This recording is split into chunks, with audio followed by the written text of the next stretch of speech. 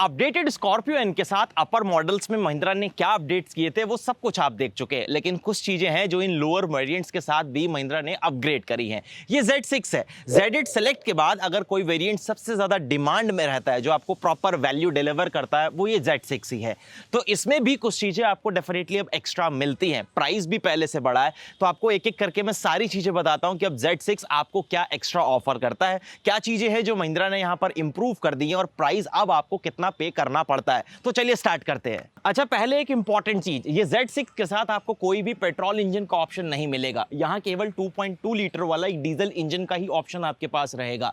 हाँ, ये आपकी चॉइस जरूर है कि आप 6 स्पीड मैनुअल लेना चाहते हैं या फिर टॉर्क कन्वर्टर ऑटोमेटिक, और ये आपके लिए 172 bhp की पावर बनाता है। ये मैनुअल ट्रांसमिशन के साथ है तो 370 न्यूटन मीटर ऑफ टॉर्क, और ऑटोमेटिक में टॉर्क थोड़ा सा ज्यादा है, अप्रॉक्सीमेटली 400 न्यूटन मीटर का। माइलेज क्लेम लगभग 15 के आसपास है, बट रियल वर्ल्ड में ये आपको 10 to 12 तक की फ्यूल इकोनॉमी डिलीवर करेगा। फिर बात आती है प्राइस हाइक की। तो अभी रिसेंटली जो इसका प्राइस अपग्रेड हुआ है वो है 27,000 रुपीज का, क्योंकि Z6 विद मैनुअल ट्रांसमिशन अब आपको 17,17,000 रुपीज एक शोरूम में कॉस्ट करता है, और लगभग 20,10,000 रुपीज तक ये ऑन रोड जाएगा। ऑटोमेटिक पे अगर स्विच होते हो तो उसका प्राइस इससे 1,60,000 रुपीज और ऊपर जाता है। चलिए अब बात करते हैं कि गाड़ी में क्या क्या चीजें बदल गई हैं, क्या फीचर्स ऐड हुए हैं, क्या चीजें हैं जो यहाँ पर इंप्रूव करी गई हैं। तो सबसे पहले मैं गाड़ी के फ्रंट फेशियर से बात करता हूँ। ये एग्जैक्टली सेम है, इसमें कोई चेंजेस नहीं है। तो जैसे आपको पहले यहां पर हेडलैम्प्स मिलते थे, सेम आपको रिफ्लेक्टर बेस हाइलोजन में हेडलैम्प्स दिए गए हैं, डुअल बैरल वही रहेंगे। नीचे टर्न सिग्नल आपको मिलता है, सेम तरीके की ग्रिल है, मैट के साथ आपको यहां पर इस तरीके से सिल्वर फिनिश मिल जाती है। सेम चीज आप नीचे स्किड पर भी देख पाएंगे। और इस वेरिएंट में पहले भी कोई फॉग लैंप या डीआरएल्स नहीं थे, वो अभी भी नहीं है। ये फंक्शनल एयर डैम्प्स आपको जरूर मिल जाते हैं। साइड में आप आओगे तो यहां पर आपको स्टील व्हील मिलते हैं 17 इंचेस के। ऑल 4 व्हील में आपको डिस्क ब्रेक डेफिनेटली मिलता है। इसके साथ व्हील कवर्स जरूर आते हैं, फिलहाल अभी लगे हुए नहीं है। क्लाइडिंग्स बहुत सुंदर लगती हैं, और रूफ रिल्स आपके पास यहां पर डेफिनेटली हैं। और एक चीज आप देखो कि Z6 में फुटस्टेप नहीं आते थे, तो वो फुटस्टेप अभी भी महिंद्रा ने ऐड नहीं करे, वो आपको अलग से लेने ही पड़ेंगे। उसकी कॉस्टिंग लगभग 9-10 हज़ार रुपए के आसपास बैठती है। और आरवीएम्स की अगर मैं बात करूं तो ये आपको ब्लैक फिनिश के साथ एलईडी टर्न सिग्नल हो गया, बॉडी कलर डोर हैंडल्स आपको यहां पर मिल जाते हैं। सेम तरीके की फिनिश आपको यहां पर मिलती है जैसे आपको पहले मिल रही थी। और ये है कार की रेयर प्रोफाइल। रेयर में अगर आप देखोगे तो एक चेंज है, और वो चेंज ये है कि अब आपको Z6 के साथ ना यहां पर रेयर व्यू कैमरा जो है वो जरूर मिलेगा। पहले ये कैमरा Z6 में नहीं आता था। Wiper, washer, high mounted stop lamp, shark fin antenna, defoggers, ये सारी चीजें पहले भी अवेलेबल थी, अभी भी आपको मिल जाएंगी। पीछे क्रोम का विंग मिलता है, 2 पार्किंग सेंसर्स हैं, रिवर्स लैंप, रिफ्लेक्टर आपको यहां पर मिल जाएगा। सेम तरीके से आपका प्रॉपर जो टेल लैंप का सेटअप है वो आपको मिलने वाला है। अब अगर बात करें हम थर्ड रो की, तो सबसे पहली चीज स्पेयर व्हील जो है ना वो आपको मिलेगा। वो यहां पर नीचे प्लेस्ड है, और उसको डाउन करने के लिए बेसिक टूल किट वगैरह वो सारी चीजें आपको यहां पर जो है वो मिल जाती हैं। सीट्स आपको सेम मिलने वाली हैं, और इसमें कोई भी 50-50 स्प्लिट डेफिनेटली नहीं है। अच्छा, एक चीज और, यहां पर अगर आप देखोगे ना तो कोई एसी वेंट्स जो है ना वो ऐड नहीं करे। ये मेरे हिसाब से महिंद्रा ने एक अपॉर्चुनिटी मिस कर दी, जो कि उनको कर देने चाहिए थे एसी वेंट्स ऐड। लेकिन थर्ड रो में भी आपको हेडरेस्ट वगैरह जो है वो प्रॉपर एडजस्टेबल मिलते हैं, और पूरी तरीके से ट्रिम जो है वो आपकी कवर्ड है। अनलॉक करने के लिए लीवर जो है वो प्रॉपर आपको यहां पर मिल जाएगा। अच्छा, यहां पर आपको डीजल फिलिंग लिड जो है वो डेफिनेटली मिलती है डेफ के साथ।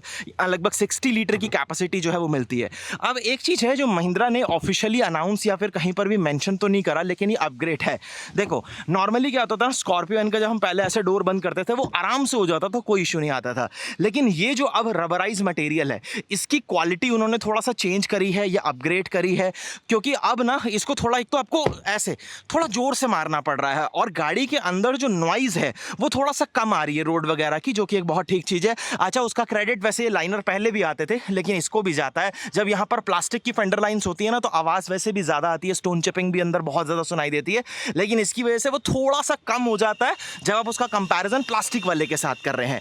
अच्छा, सीट्स सेम है, उसमें कोई चेंजेस नहीं है, फैब्रिक है, क्वालिटी वगैरह इसकी कुशनिंग वगैरह वो ठीक है। सेम तरीके का आपको प्रॉपर स्पेस जो है वो ऑफर करती है। यहाँ एसी वेंट्स आपको मिल जाते हैं, और ये प्रॉपर एसी है, मतलब यहाँ पर मॉड्यूल है, ऐसा नहीं कि सिर्फ वेंट है बेस मॉडल की तरह, प्रॉपर है।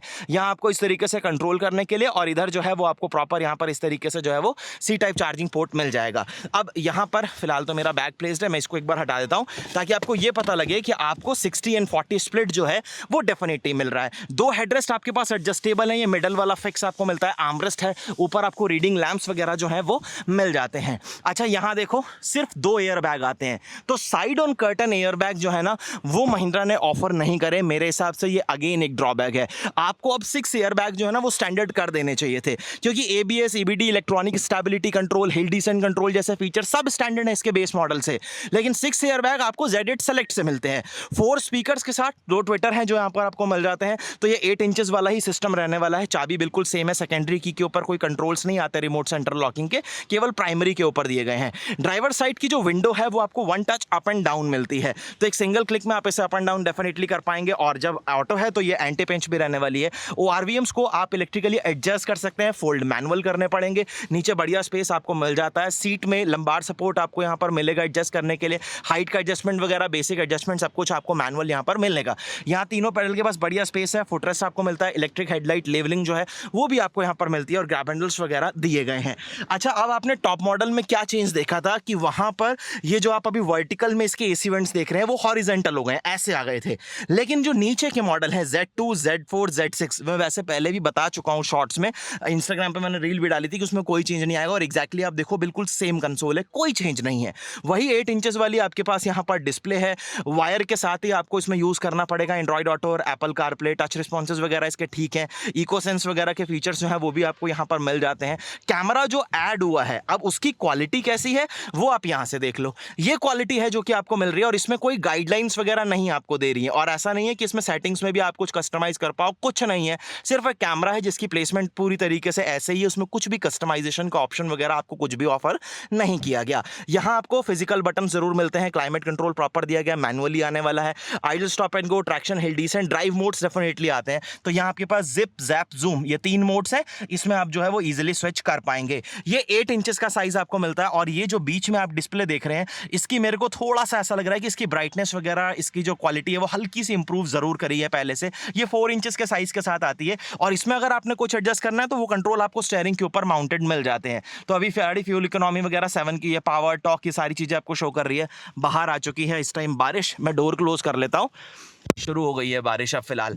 और एक जो मुझे सबसे बढ़िया चीज लगती है, देखो नीचे के आप अगर 2 मॉडल खरीदते हो यानी Z2, Z4, उसमें आपको ना यहाँ पर हाइड्रोलिक स्टीयरिंग व्हील मिलता है, लेकिन Z6 के साथ वो इलेक्ट्रिक मिलने लग जाता है और ये मुझे पहले से और ज्यादा थोड़ा सा ना स्मूथ लग रहा है, मतलब इसको थोड़ा और इंप्रूव किया है शायद, तो वो बहुत सही चीज है। और इलेक्ट्रिक स्टीयरिंग भाई इतनी बड़ी गाड़ी में मेरे हिसाब से तो होना ही चाहिए, वो ट्रैक्टर नहीं चलता अपनों से। फिलहाल यहाँ पर आप देखोगे तो इधर फिलहाल आपको नॉर्मल नहीं मिलते हैं, मतलब इसमें कोई ऑटो हेडलैम्प्स वगैरह डेफिनेटली नहीं दिए गए, ना ही रेन सेंसिंग वाइपर्स आते हैं, तो बेसिक कंट्रोल्स हो गए आपके पास। यहाँ आपको आपके प्रॉपर फिजिकल बटन, टेलीफोनिक और मल्टीमीडिया कंट्रोल्स जो है वो मिल जाएंगे। क्रूज कंट्रोल Z4 से ही आता है तो वो 6 में भी आपको मिलने ही वाला है, और स्टीयरिंग में एडजस्टमेंट, टिल्ट जो है वो आपको मिल जाएगा। यहाँ सब कुछ आपको सेम मिलेगा जैसे आपको पहले अभी तक मिल रहा था। ये प्लास्टिक पैनल है लेकिन आपको लेदर जैसी फील जरूर दे देता है, और ये सब कुछ हार्ड प्लास्टिक के साथ आपको मिलने वाला है। यहाँ पर देखो टाइप A पोर्ट्स ही आपके पास दोनों है, ये आपका चार्जिंग के लिए हो गया, ऑक्स पोर्ट भी है, कोई C टाइप पोर्ट नहीं आता। यहाँ आपको बढ़िया स्टोरेज वगैरह जरूर मिलेगा। 6 स्पीड मैनुअल ट्रांसमिशन, आपके पास ऑटोमेटिक का भी ऑप्शन है लेकिन डीजल ही आता है, पेट्रोल नहीं है Z6 में, मैंने ऑलरेडी बता दिया।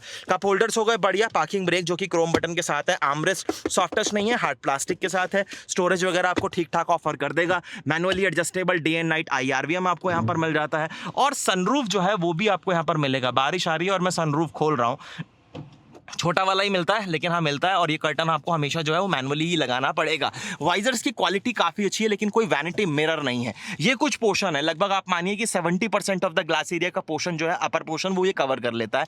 तो एक्सट्रीम हॉट डेज में आपको अगर जरूरत पड़े तो आप ब्लाइंड्स वगैरह लगा लीजिएगा। और ड्राइवर साइड में एक प्लेन वाइजर आपके पास यहाँ पर डेफिनेटली मिलने वाला है। सनग्लास होल्डर वो भी आपको मिलेगा, और कैबिन की रीडिंग लैंप्स आपको पूरी तरीके से जो है वो LED बेस मिलती हैं, जो कि अगेन एक बढ़िया चीज़ हो गई। ये सब चीज़ें हो गई क्लियर। आप चलते हैं जरा हम गाड़ी से बाहर, बारिश का वेट करना पड़ेगा, फिर हम वीडियो को क्लोज करेंगे।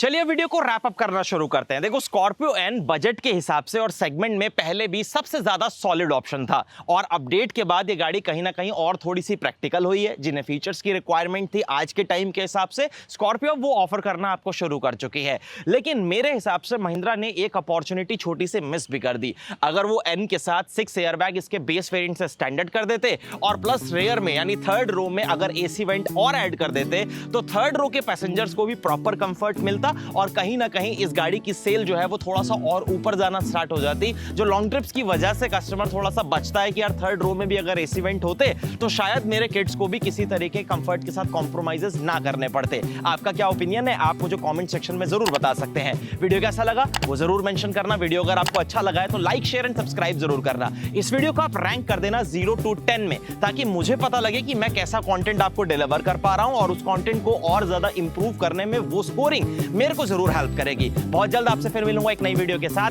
धन्यवाद।